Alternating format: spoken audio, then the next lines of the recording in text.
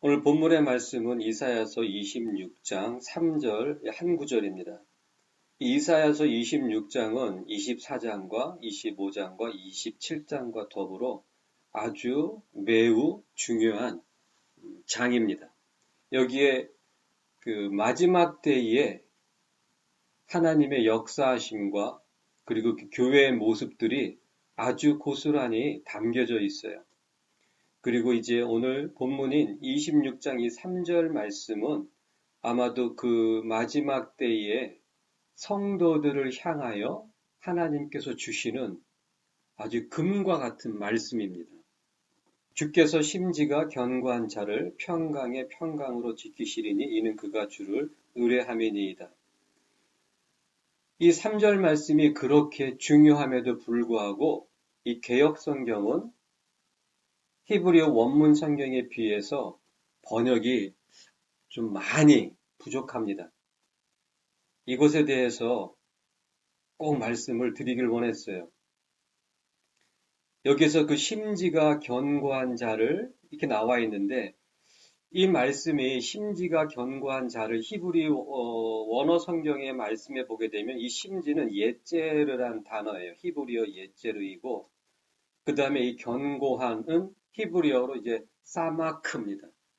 그런데 이 심지가 견고한 자, 이 말씀을 히브리 그 원문 성경을 직역을 한다면 이러한 의미가 되어야 합니다. 무엇이냐면 자신의 생각을 주께 고정시키는 그런 의미예요. 그래서 킹제임스 성경은 아주 이 번역을 잘 해놨습니다. 자기의 생각을 주께 고정시키는 이렇게 번역을 해놨어요.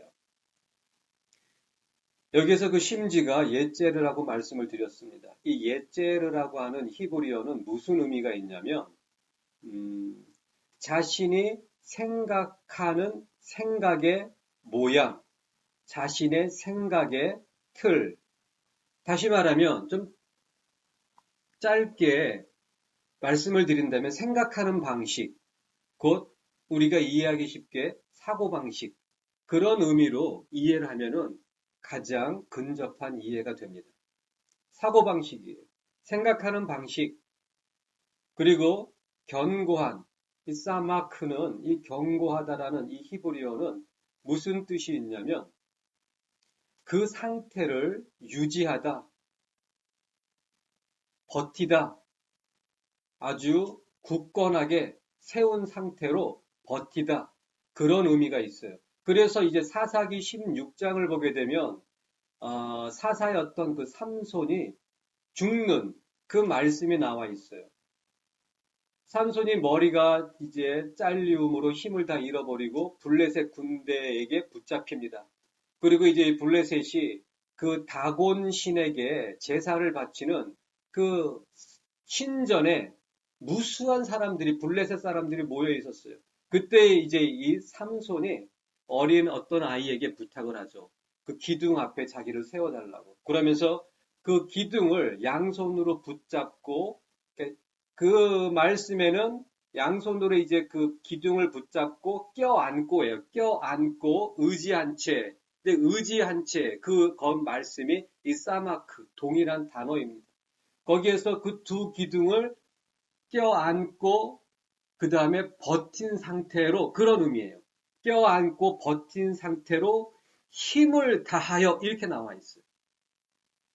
바로 그 단어 사마크 버티는 거예요. 그대로 유지하는 거예요. 심지, 사고방식, 자신의 생각을 주께 고정시키다. 이것이 바로 그 기도인 것입니다. 바울 사도께서는 고린도전서 10장 말씀에 이렇게 말씀하고 계시지 않습니까? 모든 이론을 파하고 하나님 아는 것을 대적하여 높아진 모든 것들을 파하고 모든 생각을 사로잡아 그리스도에게 복종케 하니. 즉 모든 생각을 사로잡아 그리스도께 복종시키는 것, 모든 생각을 사로잡아 그리스도께 고정시키는 것, 그것이 바로 그 기도인 것입니다. 예제르 사마크. 우리의 사고방식을 주께 고정시키는 자를 주께서는 평강의 평강으로 지키시리니 완전한 평강이에요. 히브리적인 사고에서 그 단어를 반복한다라는 것은 아주 강력하게 강조하는 의미입니다. 평강의 평강으로, 완전한 평강으로 저를 지키시리니 이는 그가 주를 의뢰함이니라. 여기서 의뢰가 좀 더 정확한 번역은 신뢰함이니라 이 말씀이에요.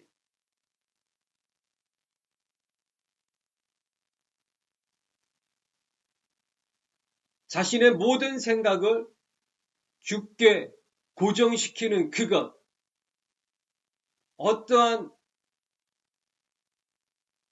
조건과 어떠한 기도 제목으로 하나님 앞에 나아가는 것이 아닙니다. 오직 자신의 모든 생각을 주님께만 고정시키는 거예요. 물론 그러한 사람 본인에게 많은 문제가 있을 수 있어요. 아니, 문제가 있을 수밖에 없죠. 왜입니까? 너희가 세상에서 환난을 당하리니, 분명히 예수 그리스도를 제대로 믿고 있다면 이 세상에서 고난과 환난을 당하게 되어 있어요. 예수를 믿기 때문에 이 세상에서 어려움이 없고, 예수를 믿기 때문에 이 세상에서 편안하게 산다고 생각하는 그 생각은 잘못된 생각입니다. 복음이 아니에요. 바울사도께서는 디모데에게도 이렇게 말씀하고 계시지 않습니까? 예수의 좋은 군사로서 나와 함께 고난을 받을지니 네가 복음을 받길 원하고 복음으로 살길 원한다면 고난과 함께 복음을 받으라. 이렇게 말씀하고 계시지 않습니까? 복음의 삶은 이 세상과는 완전히 반대의 삶이에요. 이 세상의 삶은 마귀가 세워놓은 마귀의 법으로 사는 것이고 복음은 하나님의 법으로 사는 것이기 때문에 육체의 욕심은, 육신의 생각은 하나님께 굴복하지도 않고 굴복할 수도 없다고 로마서 8장에 분명히 나와 있어요. 그런데 예수를 믿기 때문에 이 세상에서 편안하게 살기를 원한다. 그것은 이미 생각 자체가 복음과는 거리가 있는 생각입니다. 복음과는 관계가 없는 생각입니다. 복음은 무엇입니까? 너희가 우겨쌈을 당할지라도 쌓이지 아니하고, 그 말씀이 답답한 일을 당할지라도 낙담하지 않고, 그 의미는 무엇입니까? 답답한 일을 당하게 되는 것이 복음의 삶이에요. 어디에서? 이 세상에서. 왜 천국 가기를 원하는 것입니까? 왜 천국을 소망하는 것입니까? 제 개인적인 생각과 천국에 가길 원하는 제 마음의 그 이유는 이것입니다. 하나님의 공의가 이루어지는 곳이기 때문에. 이 세상에서는 마귀의 법이 이루어지고 있어요. 그래서 예수를 믿는다 할지라도 이 세상에서 고난과 환난과 핍박을 당하게 되어 있어요. 그것이 지극히 당연한 것입니다. 천국은 예수를 믿는 자가 인정받고 하나님의 공의가 이루어지는 것, 그렇기 때문에 하나님의 공의가 이루어지는 그것을 바라보며 너무나 기쁘고 너무나 행복하고, 그렇기 때문에 천국 가길 원하는 거예요. 이 세상에서 말씀으로 살지 않는 자들이 천국에 들어갔어요. 과연 그 천국이 될 수 있겠습니까? 아닙니다. 절대로 천국이 그러한 자들에게는 천국이 될 수가 없어요. 하나님의 공의가 이루어지는 그곳은 자기를 버려야 되는 곳인데 하나님의 말씀으로 살지도 않으면서 천국에 들어갔을 때에는 자기의 욕심이 이루어지는 곳이 천국인데 하나님의 공의가 이루어지고 하나님의 말씀만 이루어지는 그곳이 바로 천국인데 어떻게 그곳에서 기뻐하고 행복할 수 있겠습니까? 그러한 자들에게는 오히려 이 세상이 천국이에요. 돈만 있으니. 그래서 그렇게 예수를 믿어도 예수의 이름으로 기도를 할 때 그 제목과 그 목적이 무엇입니까? 돈이에요. 세상적인 축복, 성공, 번영, 문제 해결, 자녀들의 풍성한 부유한 미래의 삶, 결국엔 그 모든 것들을 이루어주는 것이 무엇입니까? 돈이에요. 성경 어디에도 돈을 좋아한다란 말씀이 없어요. 이렇게 나와 있습니다. 돈을 사랑하는 것. 이 돈에 대해서 항상 형용되어지는 그 단어는 사랑이에요. 돈을 사랑하는 것이 일만악의 뿌리가 되나요? 하나님과 재물을 겸하여 섬길 수 없나요? 이 세상에서 이 돈은 지금 세상 신입니다. 자신의 생각을 주께 고정시키는 자가 아니라면 어떻게 이 돈의 욕심을 내려놓을 수 있겠습니까? 마태복음 19장 말씀에 그 젊은 부자 청년이 있어요. 예수님께 찾아옵니다. 선생님이 무엇을 하여야 영생을 얻으리까? 예수님께서 말씀을 하십니다. 부모를 공경하고 내 이웃을 돌보고. 그랬더니 그 부자 청년이 이렇게 대답하지 않습니까? 제가 어려서부터 그 모든 말씀은 지켰습니다. 그 부자 청년에게 예수님께서 네가 온전하고자 할진대 내 모든 소유를 팔아 가난한 자에게 나눠주고 나를 따르라. 천국에서 보화가 있으리라. 마가복음 10장에도 동일한 말씀이에요. 거기에는 한 단어가 추가되어져 있습니다. 이렇게 나와 있어요. 저를 사랑하사. 예수님께서 그 부자 청년을 첫눈에 보시고 정말 사랑하셨어요. 그 예수님께서 사랑하는 그 청년을 향해서 살리는 말씀을 주신 거예요. 내 모든 소유를 팔아 가난한 자에게 나누어 주고 나를 따르라. 천국에 보화가 있으리라. 이렇게 구체적으로 나를 따르도록 구체적으로 말씀을 주셨던 그 존재가 오직 유일하게 그 청년, 부자 청년 단 한 명뿐이었습니다. 그럼에도 그 부자 청년은 소유가 힘이 많기 때문에 고민하고 돌아갑니다. 고민하고 예수를 떠나갑니다. 그 부자 청년이 자기 욕심대로 살면서 악하게 살았던 그런 악한 악인이 아니었어요. 부모를 공경하고 자기 주위에 헐벗고 배고프고 어려운 사람들을 돌봤던 사람이었어요. 그럼에도 불구하고 예수가 주시는 그 생명의 말씀 앞에 자기의 모든 소유를 버리질 못하고 포기하지 못하고 자기를 부인하지 못하고 말씀 앞에 무릎을 꿇지 못하는 거예요.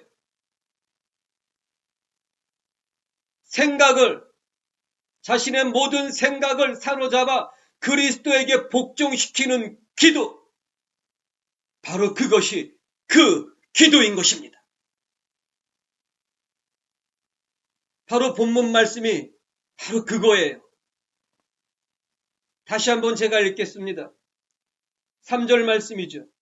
주께서 심지가 견고한 자를 이렇게 고쳐서 저는 읽겠습니다. 주께서 자기의 생각을 고정시키는 자. 주께서는 자기의 생각을 주께 고정시키는 자를 평강의 평강으로 지키시리니 이는 그가 주를 의뢰함이니라. 이는 그가 주를 신뢰함이니라. 정말 예수를 신뢰한다면 그 부자 청년은 자신의 모든 소유를 팔고 가난한 자들에게 나누어 주고 예수를 쫓아야만 하는 것입니다. 정말 예수를 믿었다면 그 부자 청년은 아멘!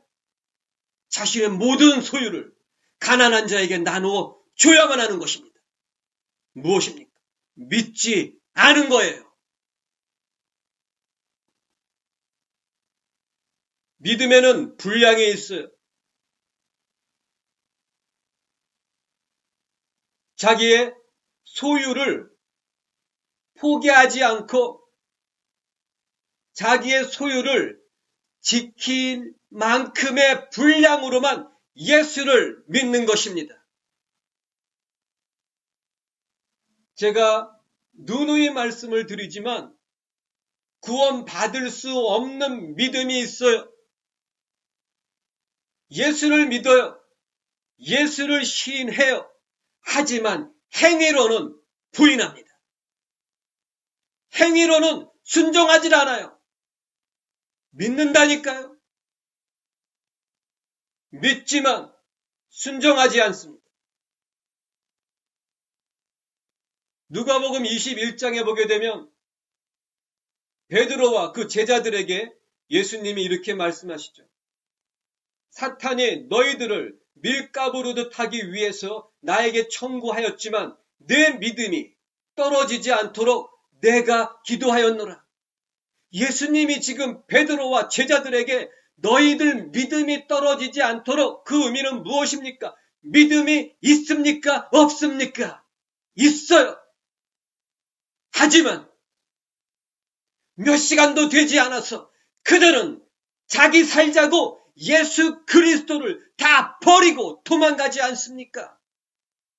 예수를 믿었어요. 믿음이 있어요. 하지만 그 믿음은 구원받을 수 없는 믿음, 예수를 버리는 믿음, 예수를 부인하는 믿음, 행위로는 부인하는 믿음입니다.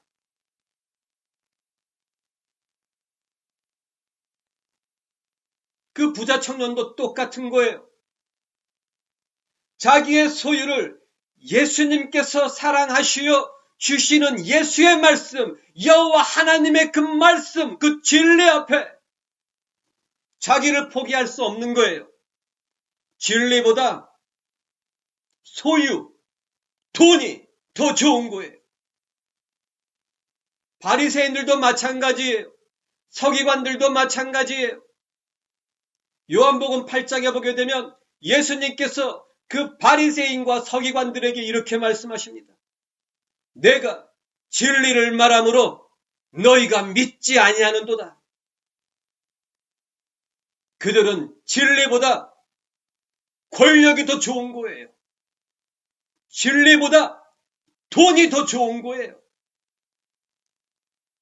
현대교회 대부분의 교인들의 모습이 바로 그 모습입니다.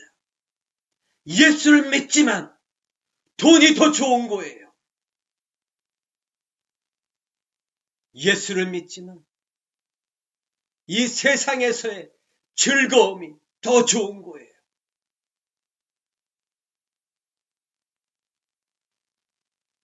그러면서 천국 가기를 원하죠. 그들이 원하는 천국이 어떤 천국인지 아시지 않습니까? 제가 가끔 말씀드리지 않습니까?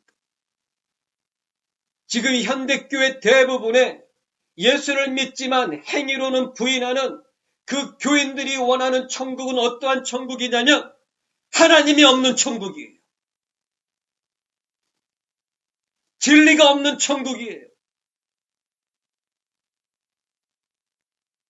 죄송하게도 그러한 천국은 없습니다.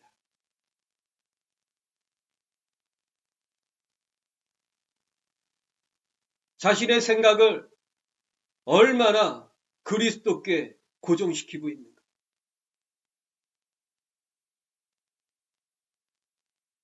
제가 이러한 말씀을 계속해서 드리고 있지 않습니까? 그 사람의 기도의 제목, 그 기도의 내용과 기도의 분량이 바로 그 사람이다. 잠언 23장 말씀에도 결국 동일한 말씀이에요. 사람의 생각이 그러하면 그 위인이 그러하다. 그 말씀입니다. 기도의 내용이 이 세상 것들로 자신들의 그 자녀들을 위해서 결국 그 무엇입니까? 자기죠. 자기 것. 자기를 위해서 예수 앞에 기도하는 그 내용으로 가득한 사람들. 그건 무엇입니까? 냉철하게 말씀드리면 자기를 위해서 예수 믿는 거예요. 천국 가기 위해서 예수 믿는 거예요. 그런 사람은 죽었다 깨어나도 절대 천국에 못 갑니다. 남게 됩니다. 아니면 지옥입니다.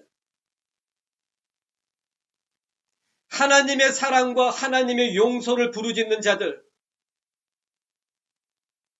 죄송한 말씀이지만 하나님은 악인도 사랑하세요. 불의한 자도 사랑하세요.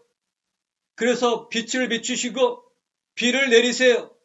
그러한 전 세계를 향한, 전 인류를 향한 일반적인 하나님의 사랑은 있지만 하나님께서 기뻐하시는 사랑은 없습니다.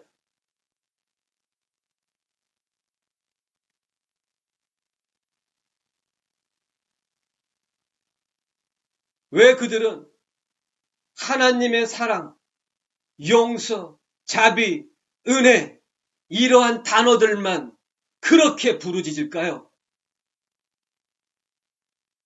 자기 욕심이 너무나 자기 입맛에 맞기 때문에 바로 그것이야말로 현대판 율법주의입니다. 지금 현대 교인들이 생각하고 있는 그 율법주의에 대한 정의가 너무나 잘못되었어요. 결국 그것도 자기 입맛대로 그 율법주의란 그 용어를 이해하고 있는 것이죠. 율법주의가 뭡니까? 과거의 그 바리새인들과 그 서기관들의 그 율법주의가 무엇입니까? 말만 하고 행함이 없는 것, 그게 율법주의예요. 백성들에게 무거운 짐을 지우고 자기는 손 하나 까딱하지 않는 것, 그것이 율법주의예요. 하루살이는 걸러내고 낙타는 삼키는 그것이 율법주의예요. 회칠한 무덤, 겉은 아름답지만 속에는 죽은 사람들의 뼈와 온갖 더러운 것들로 가득한 것, 그것이 율법주의예요. 자기는 천국에 들어가지 아니하고 천국에 들어가고자 하는 자도 막는 그것이 율법주의예요. 교인을 하나 얻으면 자기보다 배나 더 지옥 자식을 만드는 것, 그것이 율법주의예요. 마태복음 24장의 이 율법주의에 대한, 외식하는 자들에 대한 그 말씀에 대해 결론적으로 예수 그리스도께서 그들을 향하여 어떻게 말씀하고 계십니까? 뱀들아, 독사의 자식들아, 너희들이 어떻게 지옥의 판결을 피하겠느냐? 율법주의를 한마디로 정의를 내리면 바로 이것입니다. 순종이 없는 자들이에요. 그게 율법주의예요. 자, 현대판 교인들이, 대부분의 교인들이 왜 용서, 자비, 하나님의 사랑, 은혜, 왜 이러한 단어들만 그렇게 부르짖냐면 바로 죄를 짓기 위해서예요. 말씀에 순종하는 삶이 없기 때문에 바로 그렇게 용서만 부르짖는 거예요. 은혜만 부르짖는 거예요. 자비, 사랑만 부르짖는 거예요. 그것이 바로 율법주의입니다.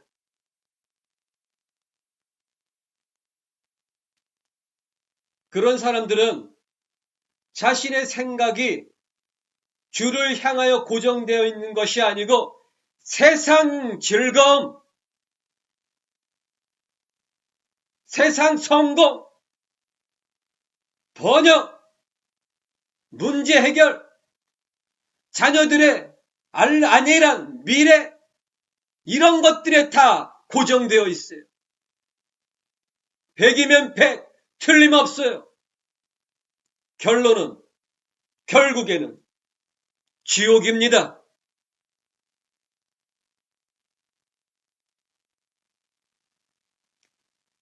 예수, 독생자 예수 그리스도까지 아끼지 아니하시고 십자가에 못 박으시고 그 몸을 가르시고 피와 물을 다 쏟게 만드신 분이 바로 아버지세요. 그런데 그 아버지가 하나님이세요.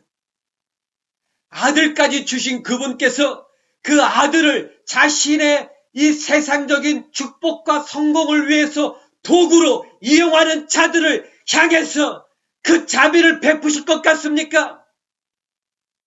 어림 반푼어치도 없습니다.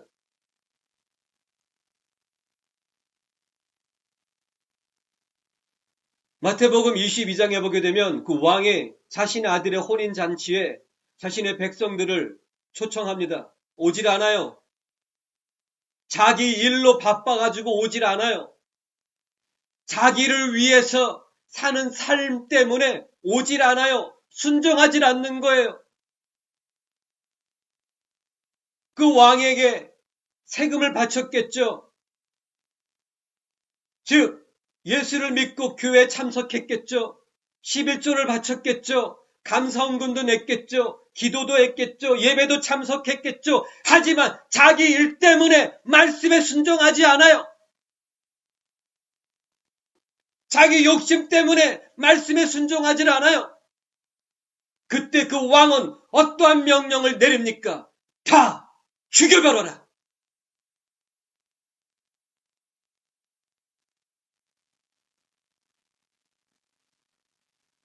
그것이 예수를 믿되 자기의 욕심을 위해서 예수를 믿는 자들에게 남아있는 단 한 가지 결론입니다.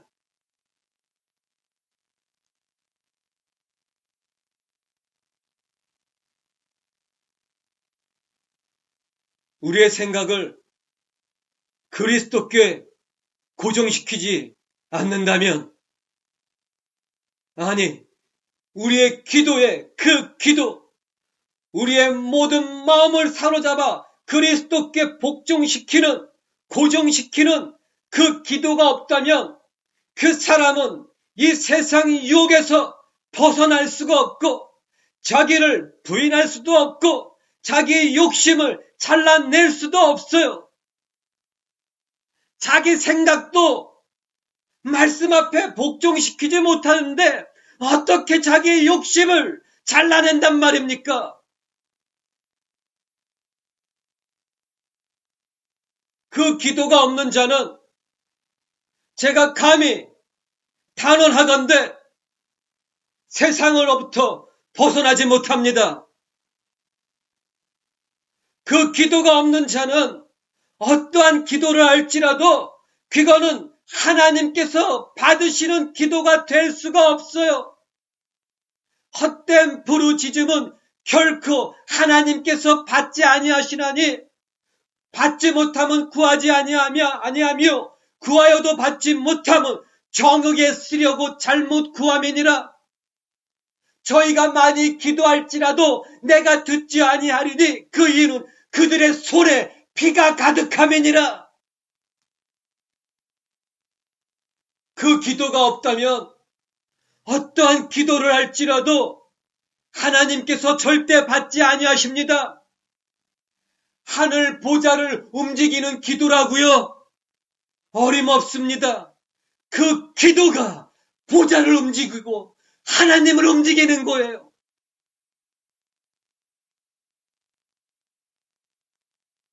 어떠한 환난과 어떠한 핍박과 어려움이 있을지라도 그 기도를 하는 자는 감사가 있어요.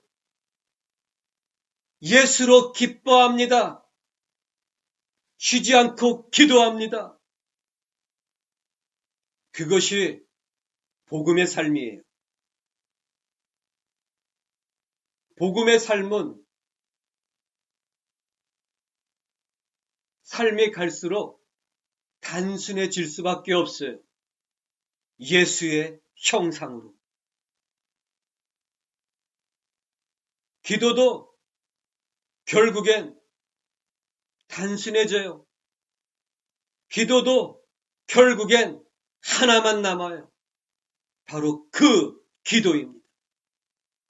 모든 생각을 우리 주 예수 그리스도를 향하여 고정시키는 것. 그게 바로 주님을 믿고 신뢰하는 증거입니다.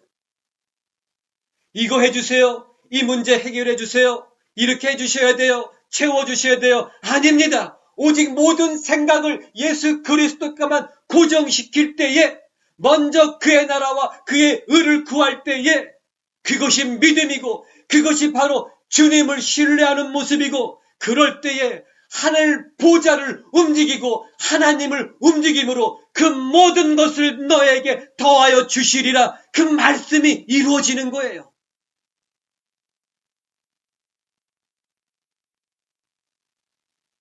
우리의 모든 생각을 주께 고정시키는 것, 그것이 바로 주를 신뢰하는 증거입니다.